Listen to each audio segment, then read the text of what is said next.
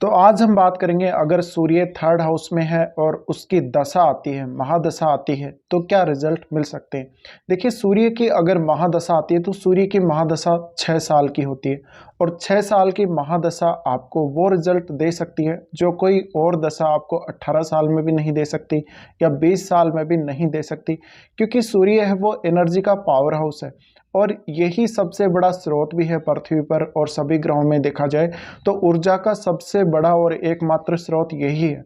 तो जब भी सूर्य की महादशा अगर आपको आती है तो सबसे पहले तो आप में ये करियर के प्रति एक बहुत बड़ी भूख जागृत करती है। एक ऐसी भूख जागृत करती है जहां पर आप अपने टारगेट को हमेशा अचीव करने के लिए कितनी भी मेहनत कर सकते हैं।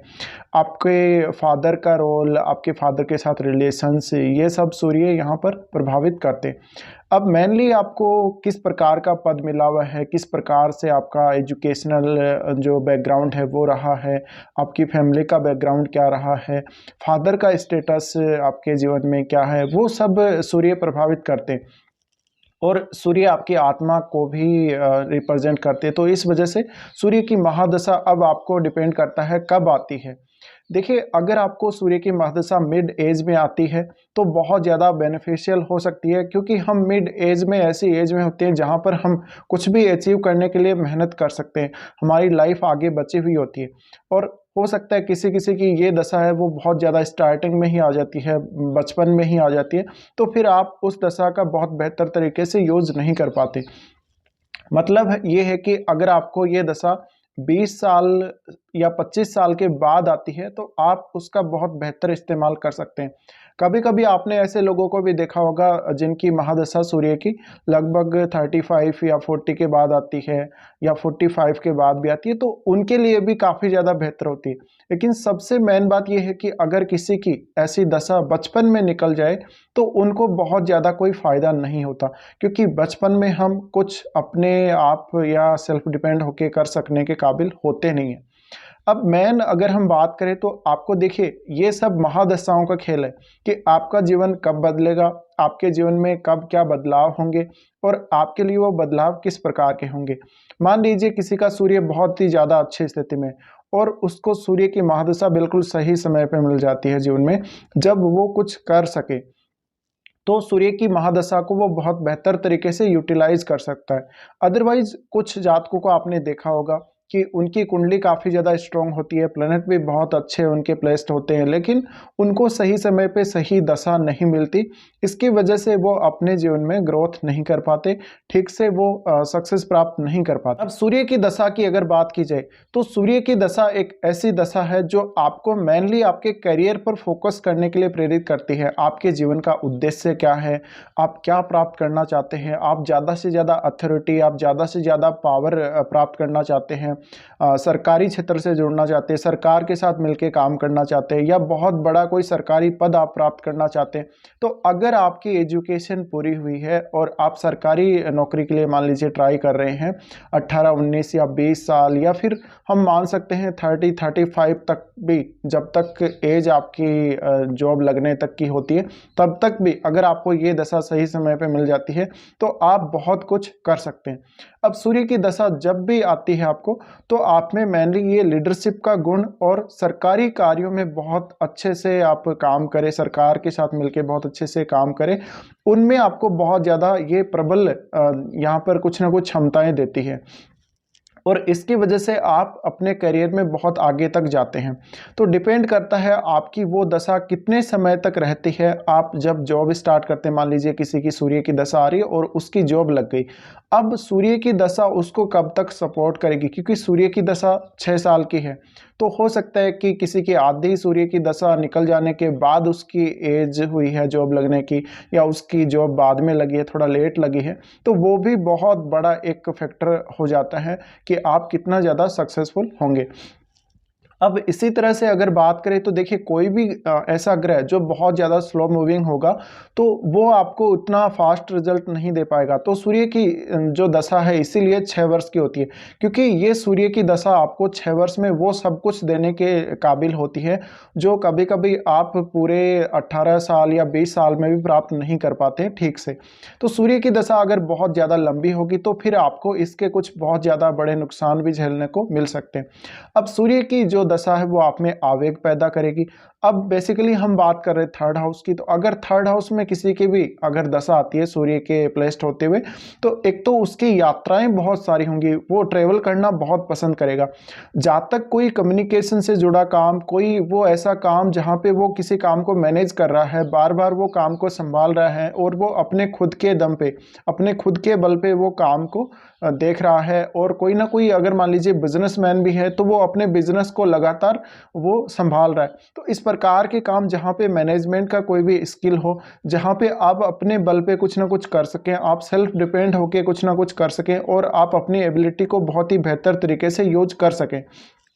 अब सूर्य अगर थर्ड हाउस में स्थित होगा तो कभी कभी आपको ईगो इश्यूज आएंगे अपने पड़ोसी रिश्तेदारों के साथ और अपने भाई बहनों के साथ, तो उसका आपको ध्यान रखना पड़ेगा। ये सूर्य की दशा अगर आपको थर्ड हाउस के सूर्य की दशा आती है तो ऐसे में आपको फिजिकली बहुत ज़्यादा फिट रखेगी, आपको अपने हेल्थ के साथ साथ अपने डेली लाइफ का जो रूटीन है उसके ऊपर भी काफ़ी ज़्यादा फोकस करने के लिए प्रेरित करेगी।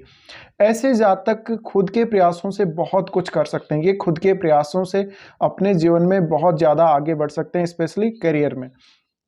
अब सूर्य यहाँ से आपके वो देखेंगे नाइन्थ हाउस को, नाइन्थ हाउस को देखने से आपको देखिए अगर आप एजुकेशनल फील्ड में हैं, आप टीचिंग के फील्ड में हैं या फिर आप एक स्टूडेंट हैं, तो आपको काफ़ी कुछ सिखाने वाले हैं, हायर एजुकेशन की तरफ लेकर जाने वाले हैं। इवन आपको हायर एजुकेशन के लिए वो आपको टूर भी दे सकते हैं, लंबे लंबे टूर भी दे सकते हैं। और दूसरी बात यह है कि सूर्य की जो महादशा है वो आपको एक शाही तरीके से जीवन जीना सिखाते, तो आप जो कुछ भी करेंगे बहुत सलीके से करेंगे, बहुत अनुशासित होकर करेंगे और बहुत सही तरीके से करेंगे। अगर सूर्य आपका बहुत ज़्यादा खराब स्थिति में है, पीड़ित स्थिति में है, नीच का है, तो फिर हो सकता है कुछ आप गलत काम भी कर सकते हैं या जो काम आप करेंगे उनमें आपको सही प्रकार से सफलता नहीं मिलेगी।